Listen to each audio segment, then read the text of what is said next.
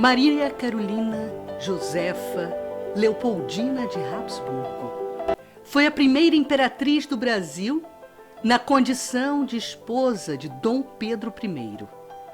Essa história oficial não lhe faz justiça. É incompleta, na medida que não destaca o seu papel protagonista e fundamental na construção do processo da independência junto com José Bonifácio de Andrada e Silva. Foi o suporte intelectual, estratégico e moral de um intempestivo príncipe regente, que viu em seus sábios e prudentes conselhos a influência norteadora precisa que traria legitimidade ao primeiro reinado brasileiro. É admirável a influência que esta mulher ofereceu a Dom Pedro I, sendo para ele a esposa necessária, mesmo que ele não a visse deste modo. É na tentativa de resgatar estas memórias de uma mulher nobre que marcou a história com episódios de renúncia e obstinação, que vamos lembrar os fatos que culminaram com a proclamação da independência do Brasil em 7 de setembro de 1822. Como rio caudaloso, a consolidação da pátria do Cruzeiro, não mais sob o jugo colonizador de Portugal, inaugurando os planos superiores da vida, de ser uma nação livre, capaz de exercer seu papel de pujança, de acolhimento e de oferta de valores morais na Sinfonia das Nações, tem na história os fatores causais de muitos afluentes. A Revolução Liberal do Porto, em 1820, detonou no Brasil uma crise entre portugueses e brasileiros. A união de todas as províncias brasileiras sob o poder do rei vacilava. Levantes em várias cidades de norte a sul do país rompiam com a unidade governamental do Brasil. Aderiam um novo governo instalado em Portugal e às Cortes de Lisboa. Um decreto de 7 de abril comunicava a partida da família real e a nomeação de Dom Pedro como príncipe regente. Nos momentos que antecederam o retorno de Dom João VI a Lisboa, ainda na intimidade da família, no Paço de São Cristóvão, o pai diz ao filho decisivas palavras que lhe tirariam no futuro qualquer intranquilidade de consciência em perjurar a figura paterna. Pedro, é sua missão manter intacto o império. Mas, se isso não for possível, reivindique para si mesmo a posse da coroa do Brasil ou alguém mais o fará.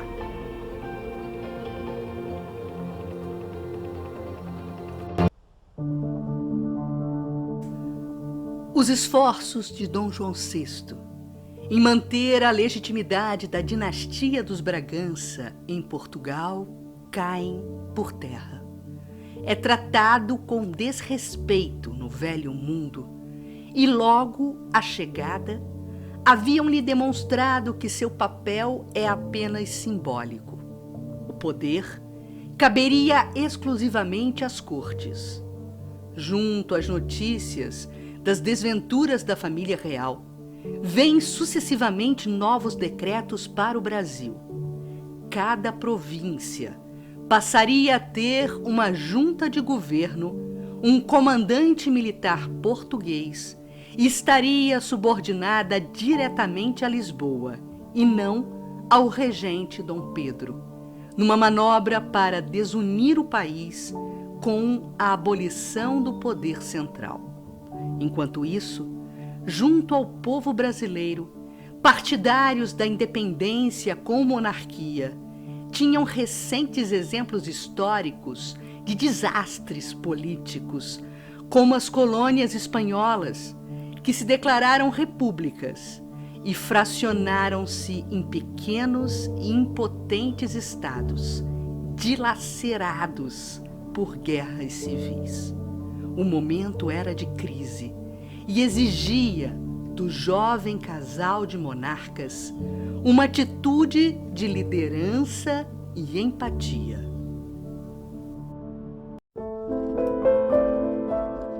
Leopoldina, muito religiosa, manda selar seu cavalo e vai orar em seu refúgio de espiritualidade, que era o Outeiro da Glória. Pede orientação para que não dê um passo em falso. Temia a situação de cheque que se encontravam. Se Pedro desobedecesse às cortes, não poderia mais voltar a Portugal, onde seria considerado traidor. Nesse contexto, teria que abrir mão do seu maior sonho, que era voltar para a Europa, das suas reminiscências de infância, para viver em família ao lado do amado esposo e filhos. Por outro lado, se ambos voltassem agora, perderiam o Brasil, terra que aprendeu a amar, e talvez em Portugal não houvesse coroa portuguesa também. Ao mesmo tempo, se ficassem no Brasil, mas sem o apoio dos brasileiros, acabariam vítimas de alguma revolução. Depois de muito orar, toma sua decisão. Por mais que lhe custasse abrir mão de um retorno à Europa, só havia uma solução: ficar e se aliar aos brasileiros. Depois da igreja, toma o caminho do Catete para subir ao Cosme Velho. Iria buscar conselhos junto ao velho e querido amigo, conde e militar Van Hogendorp, conhecido também como o Eremita do Corcovado. Busca conselho do amigo, que lhe reitera a decisão. Senhora, vossa educação vos preparou para presidir uma corte. O Brasil quer de Vossa Alteza muito mais. Hora de voltar a São Cristóvão e começar a agir. No dia 9 de janeiro de 1822, ao meio-dia, na Sala do Trono, no Paço da Cidade, o Senado da Câmara entregava a Dom Pedro o abaixo-assinado rogando-lhe que continuasse na regência e não os deixasse. Se é para o bem de todos e felicidade geral da nação, diga ao povo que fico. A resposta de Pedro, alicerçado nas vigas de renúncia e fortaleza de Leopoldina, soaria clara e firme. Nesta fase, a sábia conselheira de Dom Pedro já se distanciava das ideias conservadoras da corte de Viena e já adotava um discurso mais liberal a favor da causa brasileira. Foi ela quem colocou neste cenário de suporte moral a Dom Pedro José Bonifácio de Andrada e Silva, seu confidente com qualidades incomuns de bom senso e vigor, e que cunhou com seus esforços o codinome de Patriarca da Independência. Ambos, Leopoldina e Bonifácio, foram para Pedro o grande esteio de suas realizações. Foi ela a influenciar positivamente o amigo estadista paulista a aceitar a nomeação para o ministério em janeiro de 1821, cargo que José Bonifácio insistia em recusar, por ainda não confiar em Dom Pedro.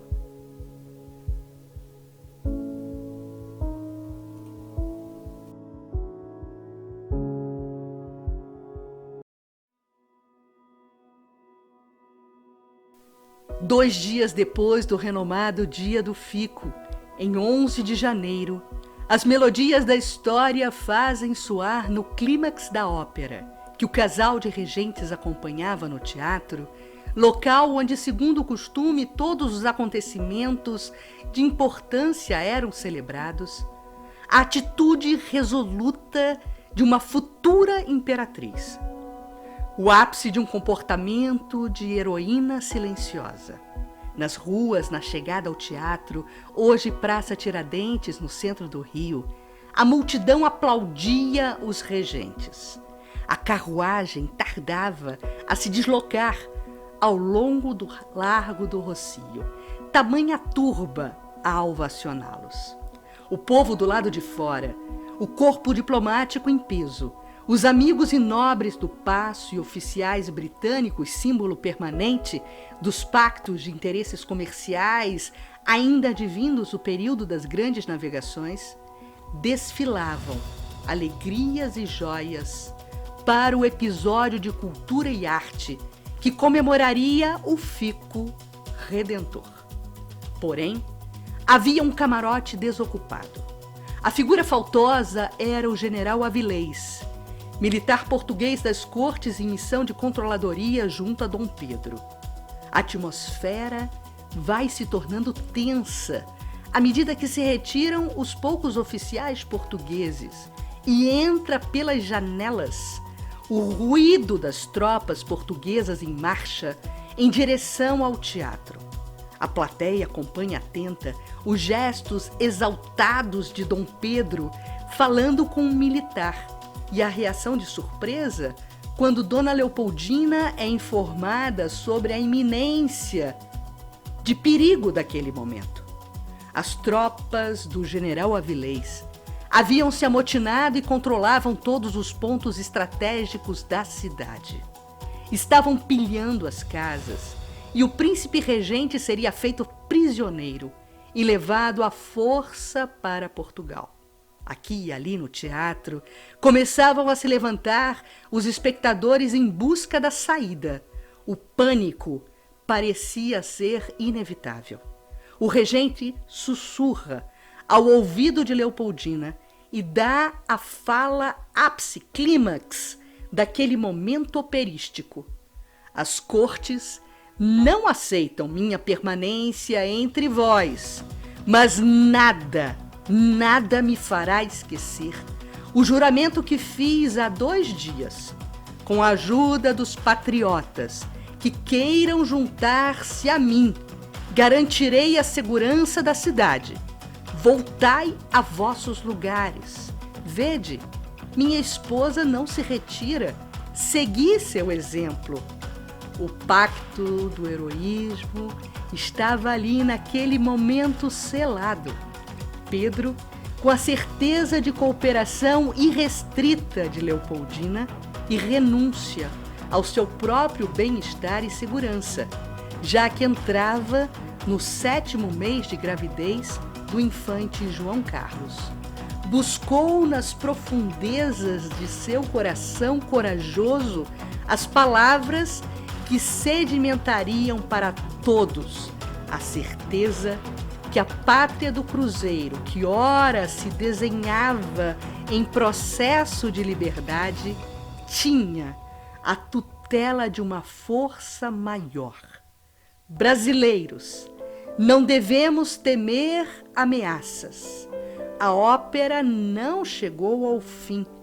Vamos ouvi-la com atenção. Depois, nos retiremos em ordem para nossas casas. Meu marido cuidará de defender-nos. O povo estava agitado. As ruas ecoavam rebelião. A situação era temerária para a monarquia. Leopoldina, emocionalmente exaurida, dá à luz a mais um herdeiro. O menino, desde o primeiro dia, sofre de convulsões. O infante João Carlos nasce sob a maldição que pesa sobre os Bragança. Conta a lenda que a maldição teria se iniciado por Dom João IV de Portugal, quando ele agrediu um frade franciscano após ter sido interpelado com um pedido de esmolas. O frade, em resposta, rogou uma praga ao rei, dizendo que jamais um primogênito varão dos Bragança viveria o bastante para chegar ao trono. De fato, a partir de então, quase todos os primogênitos varões daquela dinastia morreram antes de reinar. O casal Pedro e Leopoldina também experienciariam esta amargura de perderem mais tarde, após nascido, em meses, o jovem bebê João Carlos. Mas antes da tragédia, mal saída do resguardo, Leopoldina ocupa a regência, substituindo o marido que foi para Minas Gerais, onde havia sinais de rebeldia. Uma visita de Dom Pedro certamente apaziguaria os ânimos. Em agosto de 1822, chegava a vez dos paulistas se agitarem. Outra vez, a regência cabia a Dona Leopoldina, sob o caudaloso e conturbado momento que pedia, seguindo a vontade das forças lusitanas, a prisão de José Bonifácio e o cumprimento da decisão tomada na Assembleia em Lisboa pela volta imediata de Dom Pedro para ser deserdado, de forma que seu irmão Miguel fosse declarado herdeiro do trono. Nesse ínterim, lhe chega também o aviso que os portugueses haviam tomado a Bahia. Diante da gravidade dos fatos, no dia 2 de setembro de 1822, Leopoldina convoca o conselho. A opinião é unânime. Impossível flexibilizar mais um dia sequer. É redigida uma resposta às cortes, que deve ser sancionada pelo príncipe antes de ser enviada, declarando separados os reinos. Um mensageiro é chamado e diz Leopoldina ao emissário: arrebente quantos cavalos forem necessários, mas faça chegar às mãos de Dom Pedro, no menor tempo possível, o despacho das cortes, junto com a resposta sugerida pelos conselheiros brasileiros, para que ele a devolva assinada. Leopoldina manda junto uma carta que submete à aprovação de Andrada.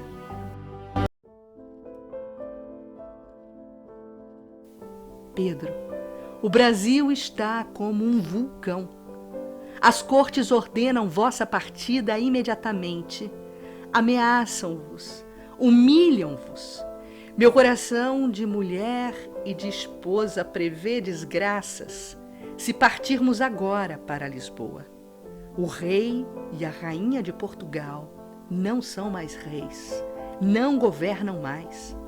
O Brasil será em vossas mãos, Pedro, um grande país. O Brasil vos quer para o seu monarca. Com o vosso apoio, ou sem o vosso apoio, ele fará sua separação. O pomo está maduro. Colhei-o já, senão apodrece. Andrada leu e aprovou a carta, maestralmente escrita por uma princesa de 22 anos. A considerou à altura de um diplomata experiente. Mais tarde, confidenciaria a um amigo: ah, se fosse ela! E pede permissão para acrescentar outras linhas. Aconselho Vossa Alteza que fique e faça do Brasil um reino feliz e separado de Portugal, que é hoje escravo das cortes despóticas. Senhor, ninguém mais que vossa esposa deseja vossa felicidade, e vos diz em carta que será entregue com esta que Vossa Alteza deve ficar. Se não ficar, correrão rios de sangue nesta grande e nobre terra, tão querida de vosso real pai, que já não governa mais em Portugal.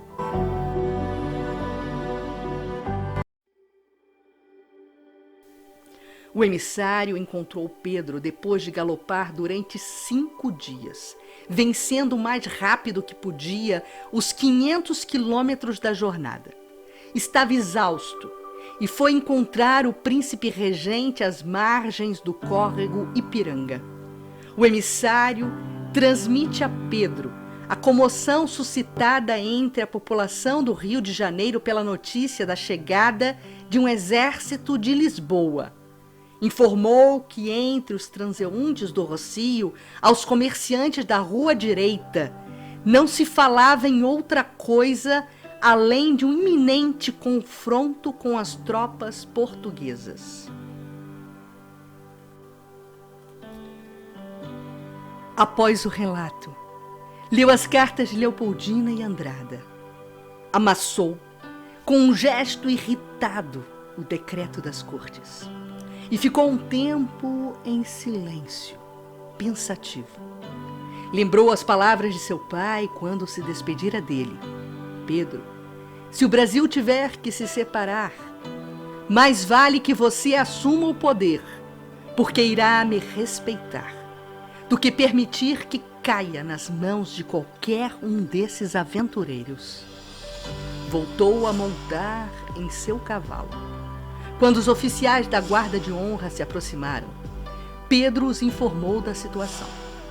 Tirou o chapéu com fita azul e branco, cores decretadas pelas cortes como símbolo da nação portuguesa, e o atirou no chão. Viva a independência e a liberdade do Brasil, gritou. Libertem-se dos grilhões, soldados. A partir deste momento, nosso lema será independência ou morte. No dia 15 de setembro, já no Rio de Janeiro, Pedro e Leopoldina chegam triunfalmente ao Teatro do Rocio, usando em trajes de gala as novas cores da nação, verde da Casa de Bragança e o amarelo dos Habsburgs. Aliança dinástica que havia gerado uma nova nação. Parceria de administração mútua, que teve no sentimento nobre de uma mulher nobre o estímulo para a consolidação de um imperador, o primeiro rei do Brasil. Terra exótica que encantou uma jovem e recatada princesa, princesa que se tornou mulher e nos deixou a todos seu grito de independência e morte. Morte, sublimação e renúncia dos tenros e infantis, devaneios de uma vida de princesa ao lado do príncipe encantado num paraíso tropical. Neste 7 de setembro, ainda ecoa o grito do varão, porém assentado na força heróica e silenciosa de uma verdadeira nobre imperatriz que costurou com as fibras de seu coração determinado e generoso a posição da terra do cruzeiro nas fileiras do tempo de forma discreta e heróica. Uma pátria agora liberta, construída e erguida também pela dedicação de outros corações e heróis anônimos que a história oficial não sublinha, porém que se encontram consagrados como tarefeiros da vocação primeira desta nação brasileira em ser o coração do mundo, um coração a ofertar, qual a imperatriz, exemplos morais em favor da humanidade. Que sempre, em 7 de setembro, possa fulgurar no céu o Cruzeiro do Sul iluminado, nos lembrando a cruz, o madeiro que fez vivificar para sempre, em imolação do Mestre, as verdades do reino. Hoje, com a independência da possibilidade do atendimento avantajado das entrelinhas da história, não queremos recontar um viés que muitas obras sobre a Imperatriz Leopoldina focalizam, apresentando-a no seu cotidiano doméstico, nas intrigas da Quinta da Boa Vista e na infidelidade de Dom Pedro I. Muito pelo contrário, queremos não só mostrar o que já ficou reafirmado pela história oficial, a importância da primeira imperatriz do Brasil na construção do processo de independência brasileiro, mas acreditamos que sua missão, ela foi muito mais além. Assumiu com firmeza e determinação muito mais do que se esperava dos encargos de uma arquiduquesa da Casa da Áustria e da princesa da Casa de Bragança. Destacou-se na liderança dos bastidores da vida palaciana, em prol da manutenção da família e dos valores nobres. Deu impulso a ações que contemplavam o desenvolvimento da ciência, da cultura e da caridade. Exemplo de senso do dever, sacrificava suas vontades para preservar a monarquia. Assim, Leopoldina, filha da Santa Aliança, mostrando grandeza de espírito, fez valer suas palavras. O bem público deve sempre preceder o desejo privado. No Planalto, às margens do Ipiranga, Pedro bradou: independência ou morte. Para Leopoldina, figura de suporte e alavanca moral, silenciosamente vivia independência e morte. A morte de uma princesa para o resplandecer de uma imperatriz. Obrigada, Leopoldina, por sua renúncia.